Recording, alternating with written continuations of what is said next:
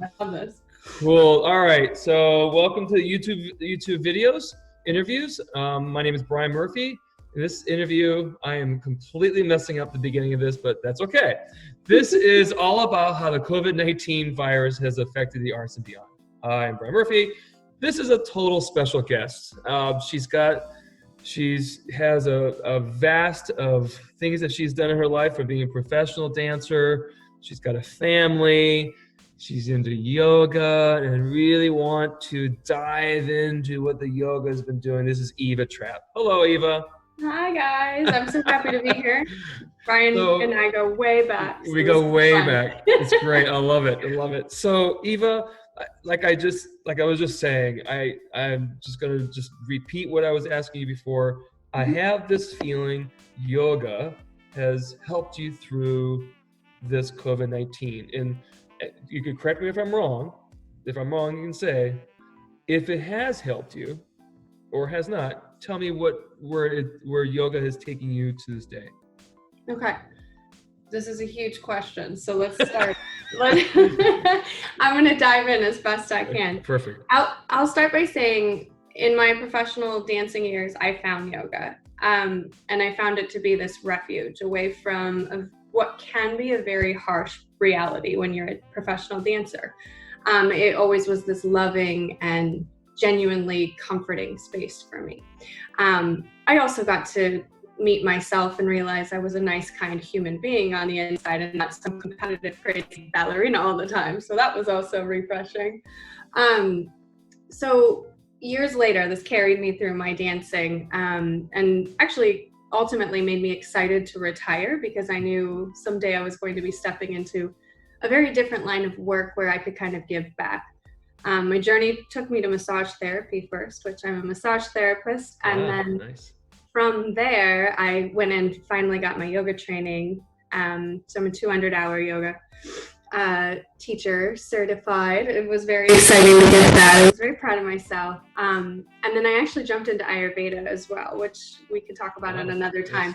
But it's kind of like this whole package for me. So basically whole health. Like, I just wanted to start to help people see health is within your own grasp, and we all have it within ourselves. We just have to start kind of practicing this huge self-love. And so from there, it's like anybody's game, right? Yes. So my long-winded answer, I think, going back to this really, how do I say this? This is an insane time, obviously, for all of us. And we're being challenged so much as human beings to kind of really dig deep and be forced to turn everything off and almost sit in silence and be okay with this, right? And this is yoga, right? This is the journey of yoga. So obviously, this has been huge for me, to be able to do nothing some days and truly focus inward. I also will say that it's been incredibly hard, because anytime you're actually being honest with yourself, you're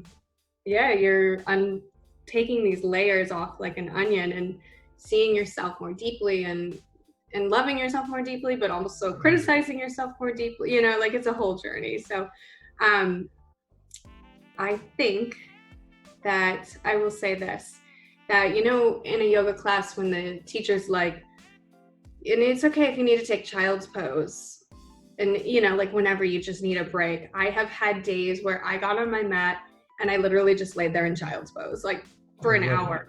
I know. But That's great. I don't know if I would have ever done that in the past, like prior to this forced rest time in my life. So let's go. I want to talk about the onion. Okay. And I think, we live sort of on the outside of the onion. Mm-hmm. So do you think that we are forced to peel open? Yes and no. I think if you want to peel it open, you're given this amazing opportunity. Like, if you're in like circles of people that work with like higher energy and like higher self, they're telling you there's this great shift of awareness happening right now, right? This ability to really connect inward. And I think that this onion has always been there.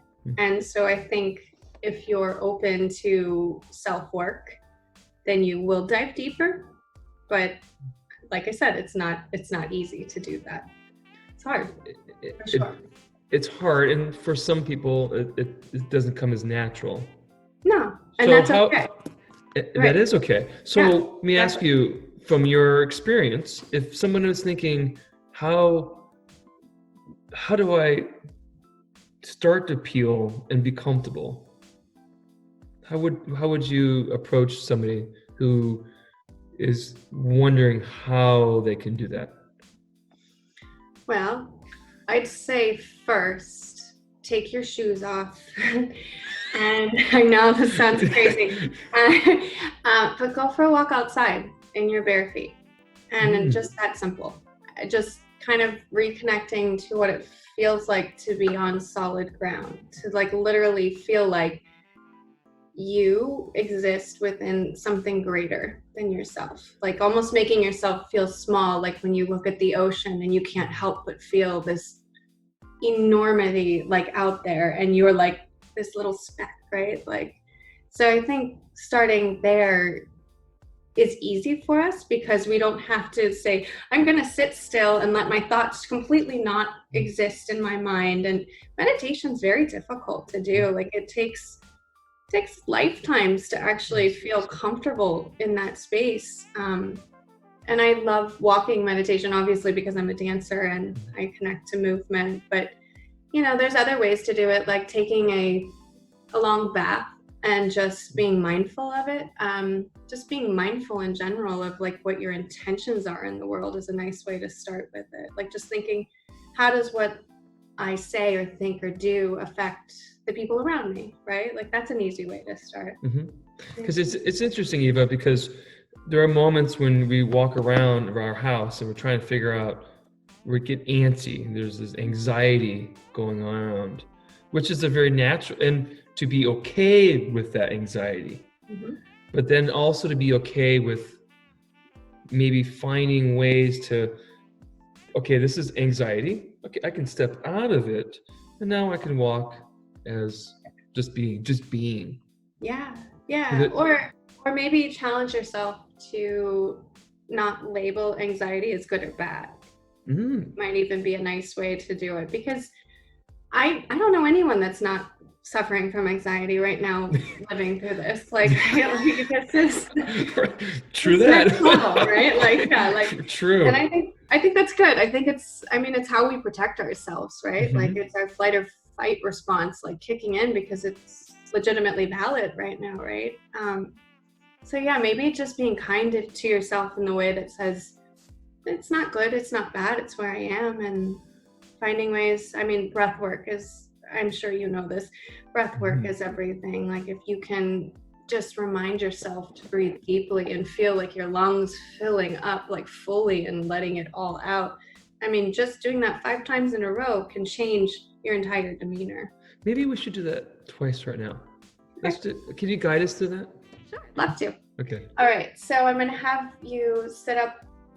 If you're in a chair, feeling your sits bones grounded into your chair, and if your feet are placed on the earth, really root them down into the ground. And then from there, feel as though you're growing up long through your shins, all the way up through your spine to the crown of your head. And once you reach the top of your head, go ahead and just exhale everything out and let it go.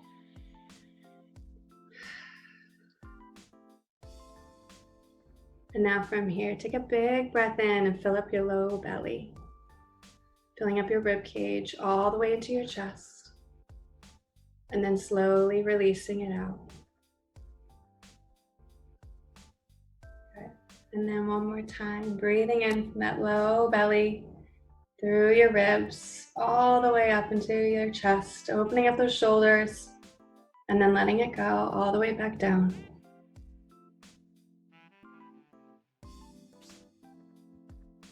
And you can feel your eyes back open. Coming back to our interview space. You know what? I think we should end there. Actually, it's a good way to end. That's perfect. Okay. There's nothing more. I think that they're probably listening. Hopefully when they joined it, they were really relaxed, and they probably want to do more of that. So Little teaser of like, A little teaser, you know. it's You know, so good. Eva, this is why I wanted this conversation, because there's just a feeling when you talk that, you know what, it's okay to feel that anxiety. It's not a wrong thing. There's nothing wrong. No, It's just no. knowing what it is. Yeah. Labeling it is half the battle, right? Like, Yeah. yeah. I'm a big advocate of anyone that is feeling in the head lately to really try to reach out, because there's so many organizations right now that they're there and they're wanting to help people online, you know, like mental health right now, I think is just so important, because we haven't even prepared for something like this, because there's no way of knowing how to. How would you know? It's very true. It's so interesting, isn't it? Yeah. Well, this type of conversation helps us prepare, think about it, which helps us prepare, and it opens our mind up to thoughts that maybe we weren't even thinking of. So this was really important. So my dear friend, thank you very, very much. This was really a joy. I appreciate it. And we need to revisit this conversation. We need to come back. I would love to come back to this in a couple months, when maybe things have changed a little bit, and let's just revisit. Probably, you know, come back and maybe get deeper into it or whatever. It doesn't matter. Whatever we talk about, I think we need to revisit. All right. Cool. This is fun. Thank you so much, Eva. I appreciate it. Okay. Bye-bye. Bye-bye.